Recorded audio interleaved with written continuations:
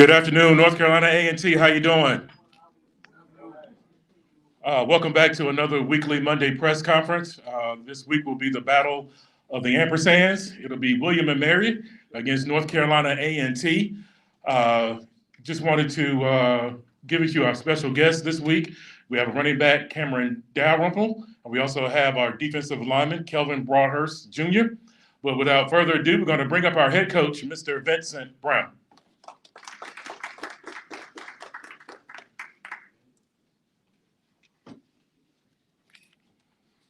Aggie Pride.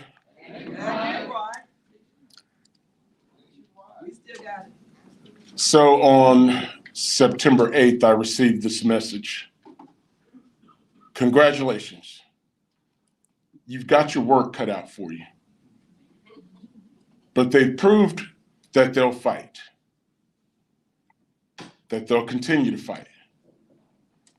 So coming off of this weekend's loss at Campbell, our team continued to fight to the very end.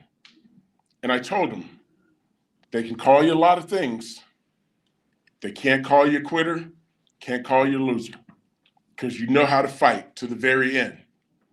And so for us, it's always been about process over outcome.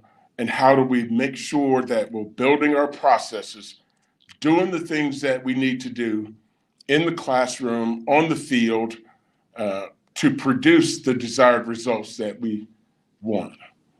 So we talk to our team all the time about don't look at the scoreboard. Do your job, one play at a time, and the scoreboard should reflect the things that we want to achieve. Obviously, Saturday, we didn't get the results that we wanted, but I felt like our kids competed till the very end.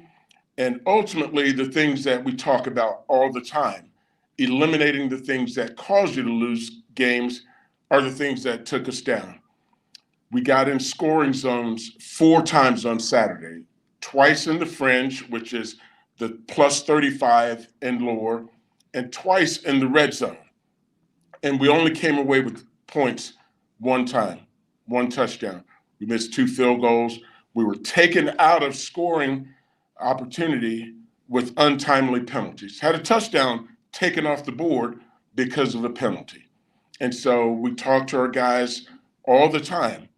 Penalties and mental mistakes, turnovers, cause you to lose games. And we had all 3. Penalties, mental mistakes caused us to give up 2 explosive play passes. 2, I think out of the 197 yards passing, they had 113 came on those 2 passes. Okay, so mental mistakes led to those 2 touchdown opportunities. And even with all of that, with 10 minutes left in the game, the score is 14-7. We got all our timeouts and plenty of time to march the ball down the field. And then we turn the ball over. And so until we can correct those things, it'll continue to be a very challenging season. But I'm very proud of the effort that our kids played with. There's no quit in them. I believe our coaching staff is doing a good job making sure that we keep the team together, motivated and hungry to play the next game. And we talk to our kids all the time. You got this tremendous opportunity to play. One of these days, you will not be able to play. So relish these moments, relish the camaraderie. I know we're not getting the desired results that any of us want. We put in tremendous amount of hours trying to come up with a plan to put the players that we have available in the best position to win games. And unfortunately, we've fallen short. Talked to our staff just a little while ago, and we talked about it going into this last game. The third quarter has been our Achilles heels. The third quarter. Every game this season, with the exception of the Central game, we have been within 2 scores. Some games 10 points, some games 7 points. In the third quarter, comes out our inability to score in the third quarter and our inability to keep the opponent from scoring has been the difference maker. Okay, so you look at the final score and the game looks lopsided because of how we play in the third quarter. So we're constantly working on trying to get those things corrected. So that's what happened at Campbell in a nutshell. And so now we're on to William and Mary, one of the better teams in the conference. Offensively, they're probably the best zone running team in the country, in the conference for sure, if not in the country. Their offensive line does a tremendous job with their zone scheme. They're very multiple with what they do, zone, some triple option elements to what they do. They do a nice job of taking shots down the field. I think they're first in the conference in rushing offense. They're fourth or fifth in scoring offense.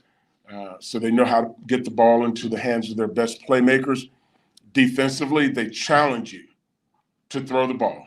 Basically play man and match coverage the entire time. So load the box, play man coverage, and say, beat us. And as I said to our staff, we have to have answers to what they're doing. It's a very well-coached team. They got playmakers at every level, second level, senior linebackers, senior free safety, one of the top corners in FCS football, and Jalen Jones, who's leading the nation in pass breakups.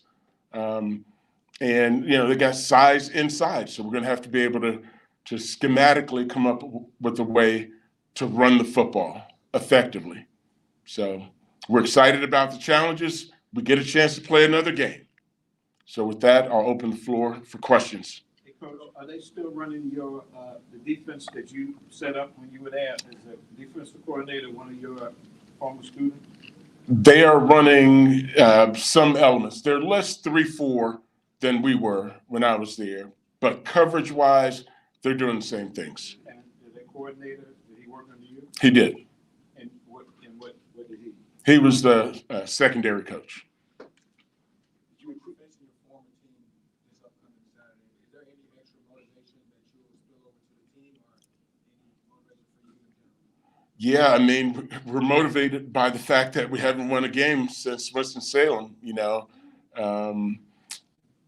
It's always nice to be able to get a chance and go back and compete against someone that you spend a tremendous amount of time with. I spent a large part of my career with Mike London at Richmond, at UVA, at Howard, and at William & Mary. He's a very dear friend. He's a tremendous coach, motivator of people. His teams are well prepared. And so we're excited about the opportunity to go back out and compete against him. Coach, how did you and London first hook up? I met Coach London when I GA'd at the University of Virginia under Al Groh. He was the defensive coordinator there. The following year, he was hired as the head coach at Richmond, and then he brought me up on staff to coach the linebackers there. Coach, that familiarity between you two, do you feel like it helps you? Does it hurt you? What does that mean for you and your staff as you're trying to game plan? Yeah, it doesn't hurt. I know many of their players, most of them, a lot of their players I helped recruit and brought to Williamsburg, especially all of the defensive players that were there. I know their strengths and their weaknesses, so it only helps, but we still have to craft a plan to go out and to be able to take advantage of those strengths and weaknesses. You talked about they have one of the top running offenses in the league, if not in the nation. How do you have control that offense on the ground, and you're having trouble stopping the run game? Yeah, so I thought this past week was probably our best job of defending the run schematically. Our kids really knew how to fit the runs, and outside of the quarterback getting out on a long scramble, we did a effective job in defending the run game against these guys because they utilized some triple option elements. It's all about being disciplined in your fits, and technique becomes critically important. As I said earlier, one of the best zone blocking teams in the country. So you'll see them routinely reach a 3 technique. When we're talking to the 3 technique, you can't get reached.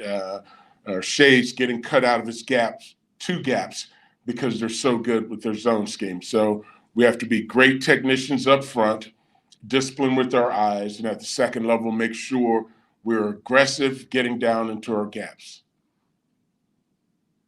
Coach, I guess you mentioned there the 3 technique position being important. Who do you plan to start at that position, and what would you like to see out of them to make sure they're getting ahead of blocks and not getting reached, like you said? Yeah, so we've started a couple of different guys there, and we'll vary who plays the 3 and who plays the shade.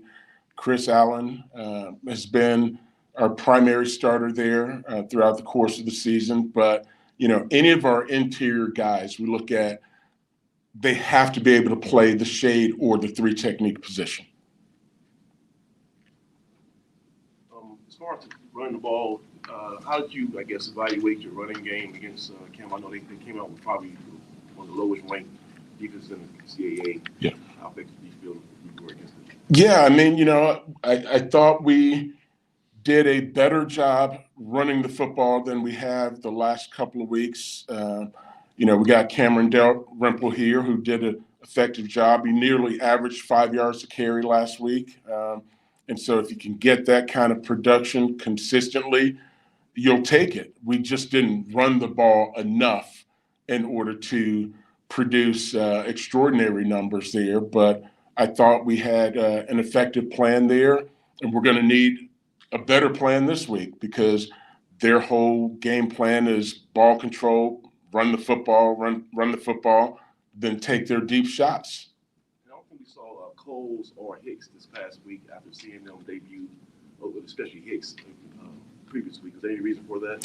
Yeah, so, we value the purpose of why we're here first and foremost, to become educated men. And when kids aren't doing things that they need to do in the classroom, they don't get a chance to play. And some of that is, one of the reasons why, one of the kids wasn't there, and then the other had an injury that prevented him from playing this week. So, when our kids are available, we're trying to give them opportunities to showcase what they can do. Talking about availability, since last week you had a guy jump in the portal. I mean, I guess this is a new situation. It's something that you didn't have to deal with 5 years ago. But I guess as a coaching staff for you guys, would you kind of rather guys who want to be here, still here? How do you deal with that situation in season? Yeah, so, the whole transfer portal and kids announcing that they're going in, it is just something that's here to stay. We're focused on coaching the kids that are here and that want to be a part of what we're doing. No one player is bigger than the program. There's no indispensable man. You can't do the things that contribute to us losing and expect to get preferential treatment. And so we're focused on coaching the kids that are here and that want to be here. The season is kind of going towards how last year went with 1 and 10. Or how do you kind of change the vote around to build up some momentum going into next year or going into the offseason? Yeah, I mean, it's very challenging. Again, no one would have predicted that we would be where we are right now. Looking at Saturday's travel roster, we probably traveled 10 to 12 players that haven't even dressed this season for lack of depth purposes. And we're playing with the kids that we have available for whatever reason. And the biggest thing for me is to make sure that each and every week when we line up to play, that our kids that are available give us the best that they have. That's all we ask. Just give me everything you got. Have you identified any diamonds in the rough because of that? Are there any guys that you probably didn't back too much early in the season and say, hey, this guy could be somebody next year that we could lean on? We haven't gotten to that point yet. This week may be different. We see guys in practice that we believe have a very bright future. We lost some kids in the Campbell game, so we'll see what the injury report looks like going into this week of practice. But, we're just kind of focused on whoever it is that we have available, getting them ready to play the game. How do you evaluate Fomley's play? He threw it 40 times, which I'm sure is not to your liking to have to throw it that many times, I would think. But I think he had two interceptions. What about his play this week? How was it? Yeah, we value protecting the football. It's the most important thing in the game, the football. And so we value protecting the football. And as I said earlier, it's a one-score game in the fourth quarter, 10 minutes or so left. I think Justin did a nice job in many areas, but those two interceptions really cost us because the first one for sure, we still have a chance to win the football game. So, as I said earlier, can't turn the ball over. Got to protect the football. But he's still your starter going in this game. He is, and we try to evaluate all of our players on a weekly basis. We'll give Braxton and Noah an opportunity to show what they can do in practice, and then we'll make a decision before Saturday. I got one more, Coach. Were you surprised that William and Mary falling the way they did to Stony Brook? I was, but after watching the game, the things that happened in that game are the things that are very difficult to overcome. They turned the ball over 4 times. It's almost impossible to win if you turn the ball over 4 times. And Stony Brook did a very nice job of limiting their explosive plays. How did they attack them? What'd you get from the film about how Stony Brook put up 35 points on them?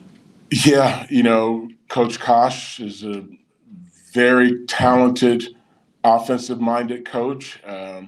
He did a nice job of scheming against the weaknesses of William & Mary's defense. And then when the ball was thrown to their playmakers came up and made plays.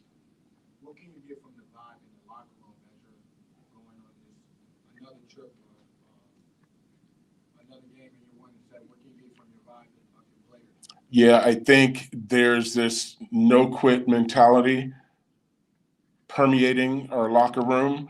There's a few guys that may not be all in, but for the most part, I think our kids understand their purpose here and having the opportunity to continue to play and compete. And we talked to them, asked the question last week, why are you playing? Like, who do you play for? Is it because, your dad expects you to play, your high school coach, your mom? There has to be something that drives you internally to want to be the best that you can be each and every time you go out on the field. Coach, you mentioned the turnovers for William and Mary. Was there anything that Stony Brook did in particular to force turnovers at an unusual rate, compared to what William and Mary's done this season? I don't think so. I think, a couple of tip passes went their way, went Stony Brook's way. One of the interceptions happened late in the game when the game was pretty much already decided. Sometimes it's not pretty. It's just the luck of the draw, a tip pass here, and then effort, because they did have guys that were chasing the football. And so they had guys in position to take advantage of those tip balls. The kicker, Andrew Brown, he's been kind of struggling the last couple of weeks. I think he missed 2 kicks last week and 2 before. Yeah. What are you seeing there? Is it dealing with injury or anything? Yeah, I don't think he's dealing with any injury issue. It may be a little bit of fatigue, and it was a factor in Saturday's game because we had an opportunity to get points and we came away empty-handed, and it literally kind of factored into some of the 4th down deciding to go for it calls there also, just knowing that Andrew had been struggling the last couple of opportunities he had. Hey, Coach, I heard the lucky Washington Commanders yesterday. They were talking about their head coach, Dan Quinn, and their defensive coordinator. They said they have a scheme that says the first guy that gets to them runs at him as hard as possible, and then the rest of the guys have to rally to the ball. Is that your defensive philosophy? Our philosophy is to keep the points down. However, we need to. Some weeks, it's we got to get on body and play man coverage because here's how they're producing points. Some weeks, like this past weekend, we played a little bit more drop 8 coverage to keep them from throwing the ball over our heads. So my philosophy is to try to keep the points down. And we have not done a very good job of that this season. So that's not a modern defensive philosophy that they were talking about today. Yeah, I think it's always kind of relative to who you're playing. Like when back in the day when we were playing Barry Sanders, it was like take your shot because you're not going to break down and tackle him. So take your shot, and then maybe the next 2 or 3 guys would have a chance. What was that like, Coach? Did you ever tackle Barry Sanders? I attempted to.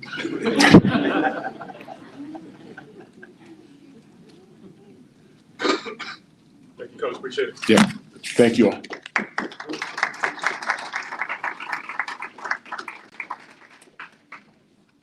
We're first going to bring up defensive lineman Kelvin Broadhurst Jr. He's going to introduce himself, give you his name, major, hometown, and all those things, and then we will open the floor for questions. Kelvin.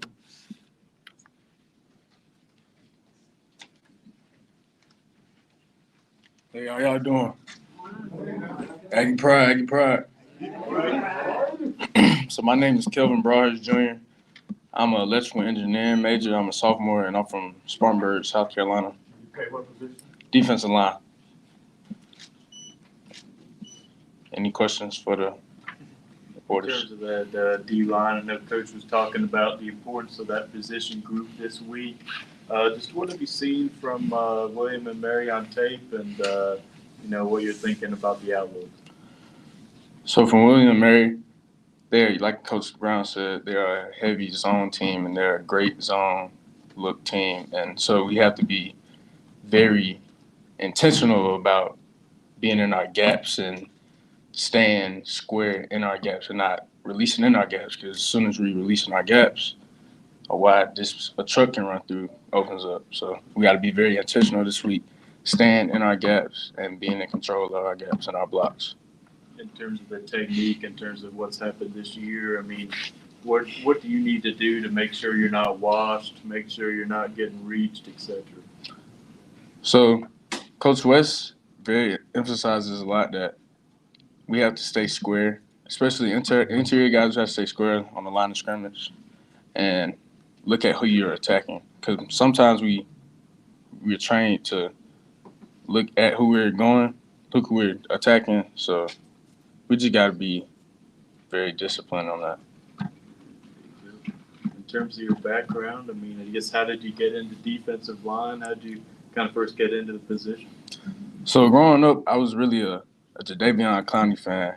I'm a Gamecock. I was growing up a Gamecocks fan, so I looked at his tape. I looked at J.J. Watt. I looked at all that. So I was really emphasizing that.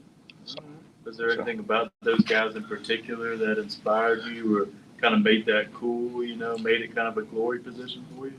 So yeah, the Clowney, he's from near where I'm from. He's from Rock Hill, South Carolina. So it's really a motivator. But I can do what he can do at the level he's doing it. So it was just I can do it. And yeah. How did you get out of South Carolina State's backyard? I didn't really like South Carolina State, and they didn't have the major I was seeking to go for, because my parents always told me education is first. You need to be a knowledgeable man to have success in this world. So South Carolina State didn't have what I was looking for in the education piece, and A&T had what I was looking for, and it had the accreditation. So that's why I came to A&T. So what are you looking to do when football is over? So I want to be an electrical engineer, and starting off in the engineering space, you're going to be like either a field engineer or like a products manager engineer. And essentially, when I get in the field more, I want to get in a more focused space and what I want to do. I'm still trying to figure out like that space. So I'm just really trying to get a degree so I can get my toes in the field. Hey man, how difficult is it to manage an electrical engineering major? I know when I was in school, that was like guys had to study quite a bit. Yes, sir. Yeah, it's definitely not easy at all. You got to sacrifice. Definitely sacrificing sleep, time, what you want to do to study, because the courses that you're taking, like I'm in an extremely difficult math class right now that I got to take Which one? differential equations. So you got to take even more time to study and make sure you're doing the right thing so you can be eligible to play and get good grades so you can graduate. What's the vibe in the locker room going into week 9? Another week and you're 1-7, sitting at 1-7. What's the vibe in the locker room? You know, the vibe in the locker room is, like Coach Brown said, a no quit mentality. Everybody is continuing to work, keeping their head down to work to get this W. Because, like you said, we ain't won since Winston-Salem State. That is not a great feeling at all. So we just motivated to keep going so we can get a dub. We're taking it 1 week at a time. Do you have any extra motivation for your coach facing his former team this weekend? Got to get a dub. I know different D linemen, they've got different moves, different techniques. I mean, are you a swim guy, rip guy? What are your moves, man? So I'm really trying to craft my pass rush because I haven't been the best pass rusher. So I'm really a power rusher. I work out my moves based off power. So whatever the offensive lineman gives me after I work my power move, I do that. So like an arm lift, slap his hand down, whatever. It's what he gives me. More smack and push pull kind of guy? Yes, sir. All right, very good. Any more questions? Thank you. Hey, y'all have a good day.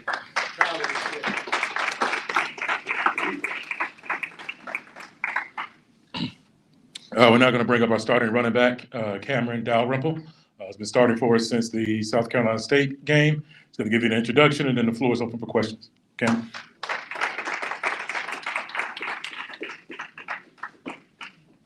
Hey, Pride. Hey, Pride. How you doing, everybody? I'm Cameron Dalrymple. I'm from Wallace, North Carolina. I'm an information technology major, and I'm a redshirt sophomore on the field. You from what part of North Carolina? Wallace, North Carolina, sir. It's down east. Yes, sir. Near Wilmington, 40 minutes.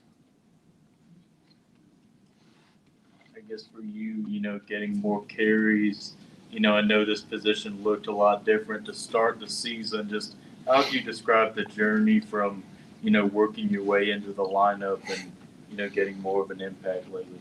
Yes, sir. So I'm very grateful for this opportunity. Not many people know this, but I had heart surgery about 2.5 years ago, and I wasn't able to play football anymore. They told me I was going to be done, but until I had the surgery. So going into that, I was always kind of upset and down about it because I didn't think I would ever play football again. But after the surgery I had, so the surgery was ablation on my heart. I had a Wolff-Parkinson White disease, which is an irregular heartbeat, and I had it done, so I was able to play. So I haven't really played organized football for like the past 2 years. So just getting back into the swing of things is like really grateful for me. And coming into the season, like I knew we had Kenji and Wes and the rest of the running back room. I knew it was going to be really deep, really challenging for me to keep working. But I came in and worked my way up, and I'm just happy for this opportunity that I have now. So prior to your injury, your heart issue, where were you at in terms of being recruited, and like where were you before you were? Oh yes, sir. So I was at United States Naval Academy. I was playing football there. I also had an offer from Campbell University. I had other small offers too, but nothing really much. Yes, sir. I guess in terms of the recovery, in terms of that, I mean, just how would you describe kind of the stages of your recovery and, getting back from that heart condition? Yes, sir. So basically, like I couldn't really like work out or do much after my heart surgery because I had to make sure everything gets back to the correct way. But it was really just mental, like make sure I stay up on all my classwork and just make sure I can just stay the game by not playing it as much as I can. And I'm just grateful to be back, be able to play. In terms of that condition, I mean, how were you first made aware of it? How did you first, know that, something was, going wrong, so to speak? Yes, sir. So when I went to Naval Academy, we had like a basic training we had to do during the summer, and I had like passed out during it. And then when I went to the hospital, they found out about it, and then that's when all the steps went on to get it fixed. Yes, sir. Do you happen to know when that was, the date, or at least general idea of when that happened? I think it was like July of 2020, and then I had the surgery in October of 2020. Yes, sir. You dealt with a lot of personal adversity, teams dealing with a lot of adversity. How do you feel like, what you've gone through has kind of helped you keep things in perspective? I mean, everybody's kind of upset about football games, but obviously you've been through a lot worse. Yes, sir. The biggest thing like I learned from my parents, they always tell me like somebody have it worse than you, and always make sure you keep working towards whatever you want, and you just put your mind to it, and you can get it done. And that's basically what we got to do as a team. Just gotta, fight through adversity. And yeah, I know it sucks being 1-7, but stuff's gonna come around, and we're gonna get better. For you, how special is it to be able to pull this pass in years young again after all you went through? I mean, like I said, I'm just grateful every day. I come in working every day. I know my teammates can say the same thing about me. Like, I come in, I make sure I stay working, whatever I'm doing. Like, if I'm messing up a practice, they stay on me about it. And I just try to make sure I'm getting better each and every day. Because, like I said, like when I had that heart condition, football was taken away, and I didn't know if I would ever play again. And I'm just happy for this opportunity to play again. And I'm just trying to make the most out of everything I got. Was that in your first year at Navy? Yes, sir. It was before you even played at Navy? Yes, sir. So you never actually got on the field at Navy? No, sir, not till my sophomore year. So that happened as you were practicing leading up to the first year? Yes, sir. It was during like basic training we had to do. In terms of A&T, I mean, what was your path in terms of, coming here, in terms of, deciding to go to A&T and how that process worked? Yes, sir. So, coach, the previous coach, Coach Wash, he was like recruiting me out of high school, but he never really offered me. Not really sure why, but I knew coming back here, I was an engineer at the Naval Academy. I wanted to come back to engineering school, and no other school than A&T is the best engineering school. So I made sure I had to come back home, be a little closer to my parents and stuff like that, dealing with my stuff, and yeah. What high school did you attend in Wallace? The best high school in the nation, sir. Wallace Rose Hill. What kind of high school career did you have? Yes, sir. My high school career, won 2 state championships with my high school. I played in the Shrine Bowl of North Carolina. I was All-State 2 times in a row, and that's probably about all I had to say. Well, that's where I've heard Wallace Rose Hill. They well known in the state. Yes, sir. For football. They had any guys in the NFL? Javonte Williams, sir. I played with him. He's with who? He's with the Denver Broncos, number 33. Running back? Yes, sir. So you were a running back on the same team with him? Yes, sir, I was. I was his backup, and I started at safety, and I was his backup. So I got some reps behind him. Where did he go to town? He went to UNC, Carolina. He was number 25. Yes, sir. For anyone that's going through a, troubling time like you did, an illness, like that, I mean, what kind of advice do you give, someone that's going through the same thing? The advice I would give him, just know that God's going to help you out in every single way, and just make sure you put him first and just keep grinding, because stuff is going to get better. It always will. And just like I said, somebody have it worse than you. So don't always think like, oh, this is bad on me because somebody else is doing worse than you. So just keep striving to get better each and every day. Good job, Cameron.